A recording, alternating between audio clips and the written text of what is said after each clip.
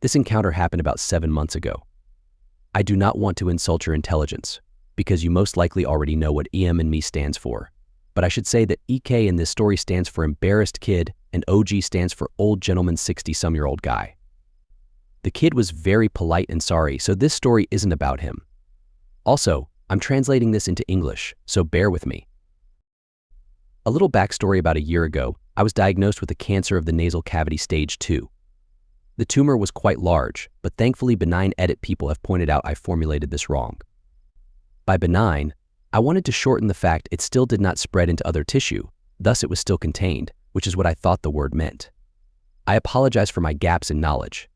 To get it removed, I first had to undergo aggressive chemotherapy to make it smaller. Thanks to the chemo, I had severe alopecia hair loss, which made most of my hair and even eyebrows and eyelashes fall out. At some point I had to go bald, but I wore a wig, because I didn't want to look like a skinhead neo-Nazi. I'm 6'8" and pretty muscular, so I thought people would assume. So once, after a long chemo session in the hospital, I took the bus home. There's only one bus that goes from the hospital to where I live, so I took that one only to see it was absolutely packed. I felt like shit thanks to the chemo, so I asked a middle-aged dude to let me sit. He was very understanding and gave me his spot without complaining. If you're reading this, thanks bro. 2 stops later, enter EM, a lovely whale with an I demand a parley with the CEO haircut, and a 12-some-year-old kid. It took her roughly 5 seconds to see the bus was packed, start looking for a free seat, spot me and start marching, or, in her case, trying to fit in the aisle between the seats while shoving others aside to me. When I saw her, I knew I was screwed. She then stood next to me and decided to talk to me.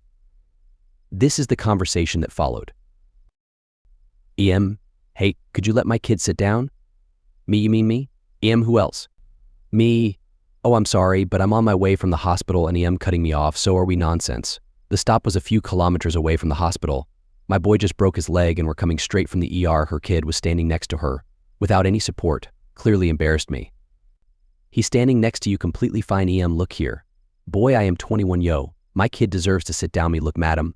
I'm sorry, but I just got back from a chemo session in the hospital, and I need to sit down and rest. I then moved my wig a bit to let her see my bald head.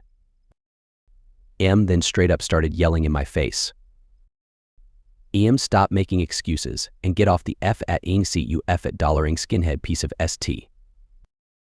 At this point, I was baffled. I didn't know what to say. The kid was trying to make his mother stop, and we had the attention of the whole bus. She then grabbed me and tried to yank me from my seat. I held on tight and thankfully didn't fall off. Now, enter OG, my savior. OG, will you shut the FK up, you dumb cow? EM, who do you think you at talking to? OG with ice-cold voice, stop assaulting other passengers or I will be forced to step in. Also, every dumb moron could see that the dude has cancer. EM, no. He's just AF at ing skinhead. OG, he's got no eyebrows, you twat. Seems like that really offended EM, because she spun around on the spot and threw a falcon punch in OG's face. I was shocked and in disbelief. The whole bus was flabbergasted, and the kid probably wished he'd never been born. OG then said something unbelievable, and a golden, sweet karma moment followed. OG, okay, that does it. Harassing passengers on the bus, physical assault against a passenger, and now assaulting an officer. You're in deep trouble, lady. OG then pulled out a badge and told her to stay where she was. Then he pulled out his phone, called someone and told her she was being arrested. I couldn't believe it. OG was a bloody cop. At this point, EM was as white as a wall.